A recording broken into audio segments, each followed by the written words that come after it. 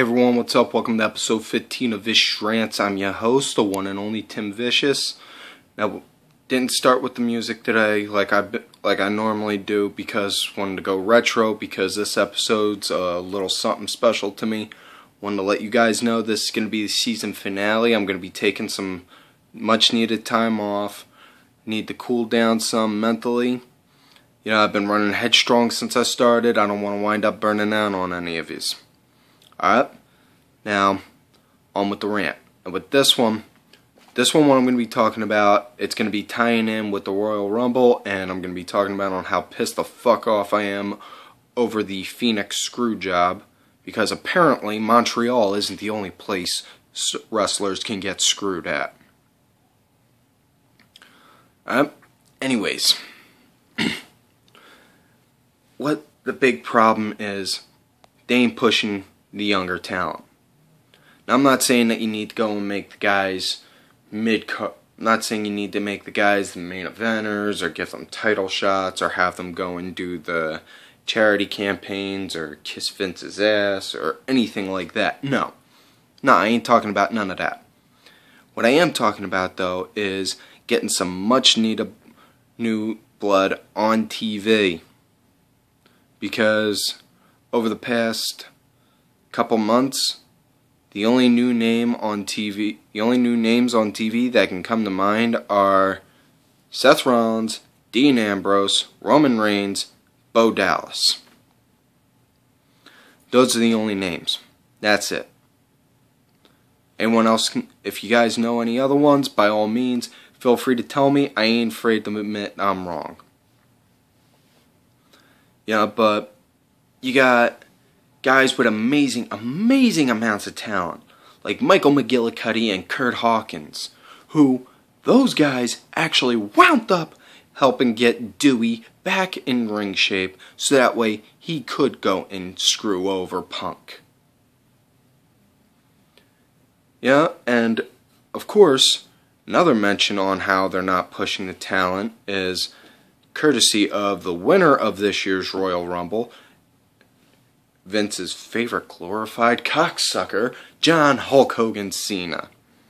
You know, heaven forbid, some young up-and-comer who, for all intents and purposes, deserves a title shot, like, oh, I don't know, Cody Rhodes, or maybe Wade Barrett, or even yet, possibly even one of the veterans who has been there with the company since they signed and has chosen not to turn tail or run, like Kane win. Yep. Can anyone else explain to me on why they don't bother to want to give why they don't want to put a new face on TV? I mean, you see, here's the thing. And I know I've brought this kind of idea up before, but you let me and my clique, you let us run that, not just the creative team. Because, yeah, we could do the creative team and we can come up with stories, we'll give you different kinds of character gimmicks and setups and all that kind of horse shit. But you let us run the company itself. Already got an idea lined up. What you do, you can keep your main eventers and your main superstars. All well and good. Gonna need some regular faces in there anyhow, faces that people already know. You go, you get a whole bunch of 19 and 20-year-olds. That way you can, guys that are just starting, that way you could take them under your wing, shape them, mold them into what you want. So that way, even though you have them working with Mr. 3000 now, they're gonna not just be right up here at being Mr. 3000, no. They're going to be up, all the way up there, batting higher than Mr. 3000.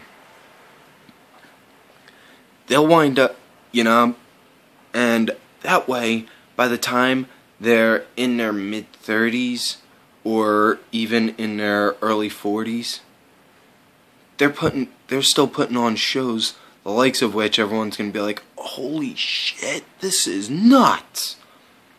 You know, whereas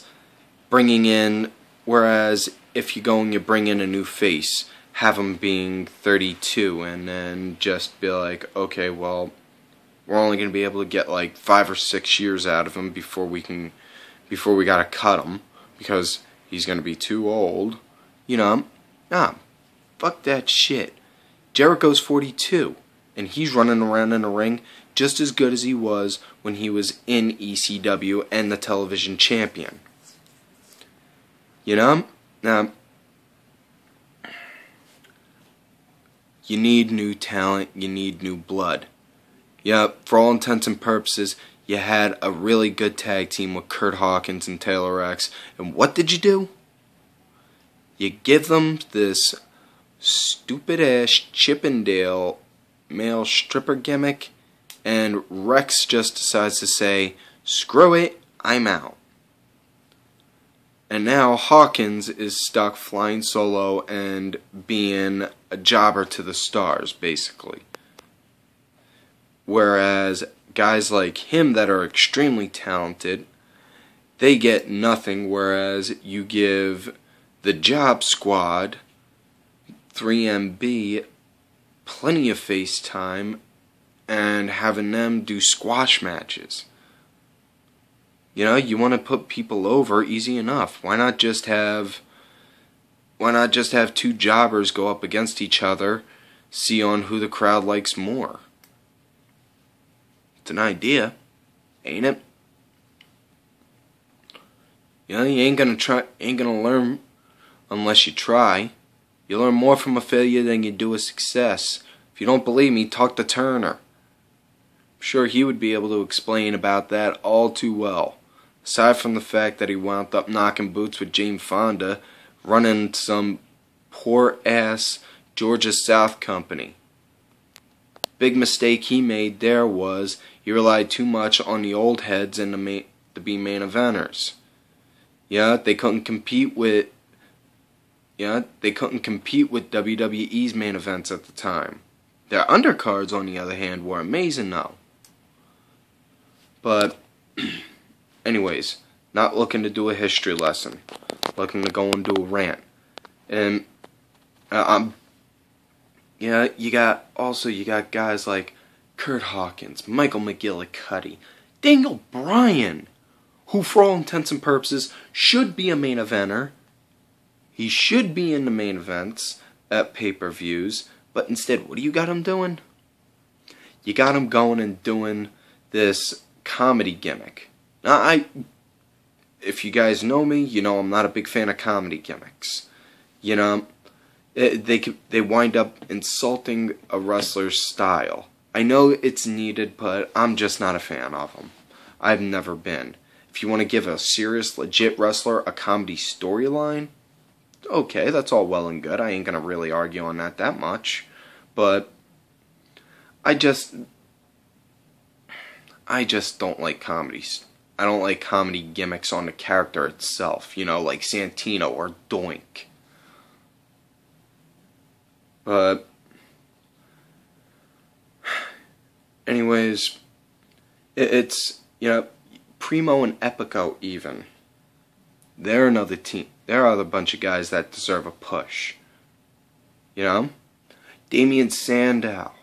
After you have Sandow and Cody eventually split up from their tag team, have Sandow go and start doing a push. Give him one.